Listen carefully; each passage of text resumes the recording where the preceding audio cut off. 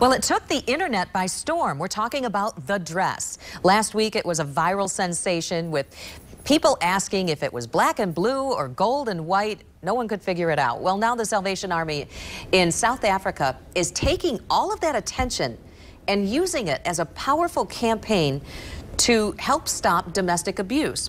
The caption on this picture reads, "Why is it so hard to see black and blue?"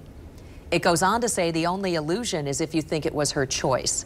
1 in 6 women are victims of abuse. Stop abuse against women.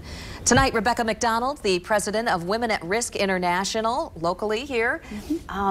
This is really an interesting campaign, isn't it? Yes, and risk matters to us as an organization. I learned at an early age when my 14-year-old girlfriend was attacked and she was raped by her family and fought back. And to teach her, you don't have a right to fight back. You don't have a right to resist black and blue and rape. They poured acid down her throat and silenced her. And what this campaign does is it gives voice to a silenced issue. And women who are abused and battered like that, it's easy, it's kind of interesting irony there. You can focus on her beautiful dress or you can focus on her woundedness and her brokenness. And I think as people, when given the choice, our knee-jerk reaction is to focus and glamorize and focus on the dress. And what we need to do is we need to focus on the brokenness. We need to be a circle of protection. We need to give voice to that woman. If we were to see her in public, we should walk up to her, put our arm around her and say, how can I help you? Is there something I can do? And giving voice to the silenced cries of women all over the world. I think it's fascinating that it came out of South Africa because they're known to be the rape capital of the world.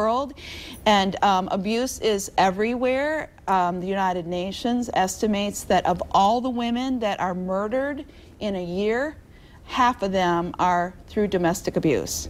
So this is an awesome campaign that gives voice to a very dark subject, and it calls us to notice the brokenness, the black and the blue, and not to silence the person or the circumstances, and to be, as we are as an organization, a circle of protection to those people, and just walk beside them and offer them some help and some hope and some kindness.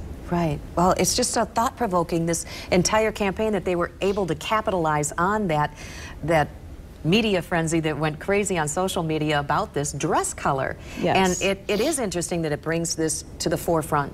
And I know your organization works with many different abuse situations. We deal with 14 different risk issues globally, and in the United States we're in 45 countries, and we deal with, honor killings and domestic abuse and rape and AIDS and human trafficking, which is the fastest growing arm of crime, and we're most known for that one. But honestly, the earliest programs of Women at Risk, I've been doing this for 30 years, the first program was about domestic abuse. And so this is an issue that's dear to my heart because I grew up with women who had no voice. Even though I was an American with a voice, I grew up in a culture as an expatriate with women who had no voice, and their families had the power of life and death over them. Well, hopefully this makes a difference because it has people talking and bringing that issue, like you said, to the forefront. So it's that awareness campaign that means so much. Yes, and awareness matters. I know my son's generation, the 20-year-olds, they're all over this, and I'm sure they're one of the reasons this has gone viral.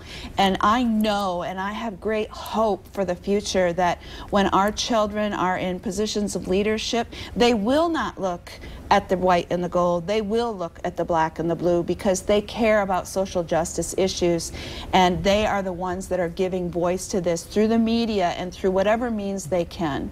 Rebecca McDonald, the president of Women at Risk International, thank you so much for coming in. We appreciate your thoughts on this. Thank you for being the voice of the silenced woman and the voice of the black and the blue. Thank you, Rebecca. If you or someone you know is a victim of domestic violence or is in an abusive situation, there is help here in West Michigan. You can contact the YWCA or Safe Haven Ministries 24 hours a day. We do have links up at woodtv.com for more information on that.